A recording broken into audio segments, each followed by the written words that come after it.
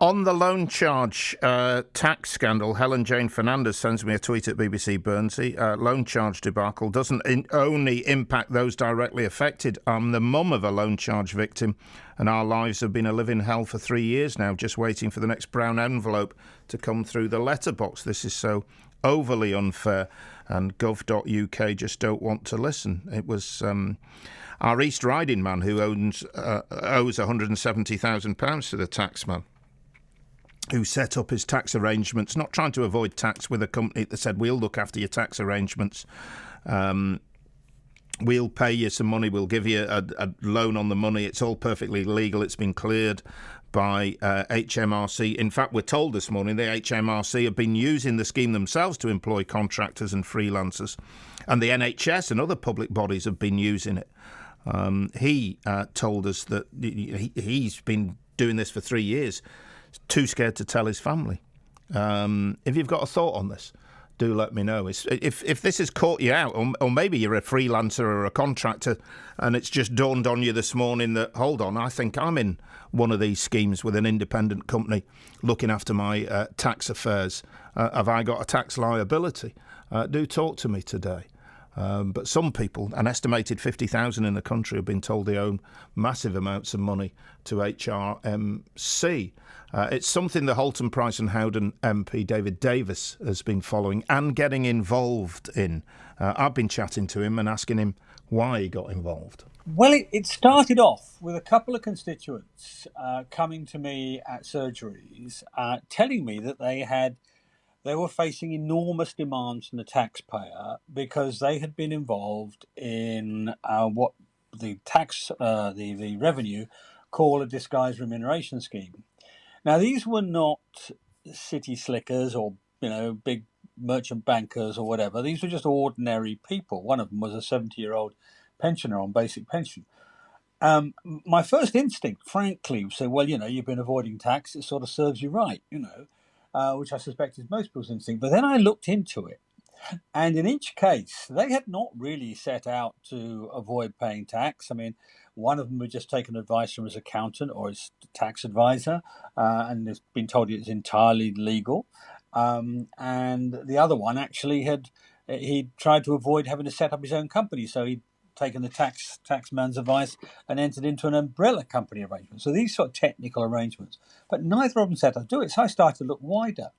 And I found that there were 50,000 people who were having demands made upon them, huge demands in some cases, tens, even hundreds of thousands of pounds, from decades back, for schemes that they had to join. And we're talking here locum nurses, social workers, even people who work for contractors who work for HMRC, work for the tax authorities, And they have been told the contract is this, you have to accept your payment on this basis.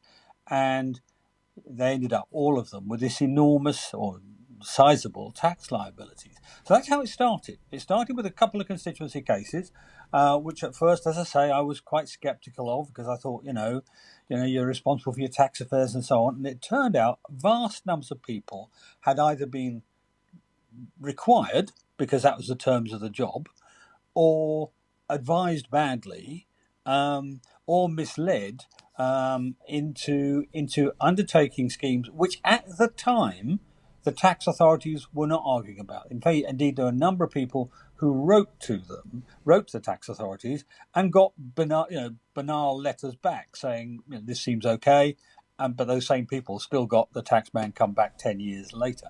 So that was the origin. That's how I sort of first got involved. And as with anything I pick up, I try to make an issue of it because that's the only way you can get governments to move. And so that's what I did. Okay. And where are you at now with it? Are governments moving? Well, no, they're not at the moment. Why not, David? I'm more angry than I ever was. I mean, part of the problem is governments, any government, no matter what politics it is, finds it very difficult to admit mistakes. And the story of this starts with a whole series of government mistakes. Back from 2000 to 2010, as I say, there were being quite banal and bland about this, and not paying too much attention. And the law undoubtedly was very uncertain. It was very unclear, the law that the tax law that the government of the day had created. Then round about, towards 2010, they started to get a bit more serious about it, but then they started losing tax cases.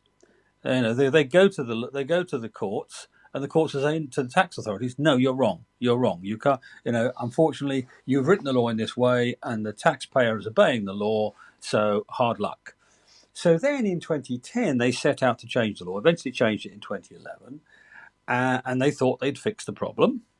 And then they went to another set of cases, and they lost 3 huge, really emblematic, symbolic cases over the course of 2010 to 2015, until eventually in 2017, they won the Supreme Court case. Right. So up until 2017, nobody really knew what the law properly was. And then in 2017, they moved another piece of law, and they made it retroactive. In the first instance, right back to 2000. Retrospective is what I would call it, but they call it retroactive. Now, this is quite improper. I mean, governments are not supposed to make retrospective laws except in real emergencies, wartime and things like that. Because, how can you obey a law that when you don't know what it is? But that's what they did.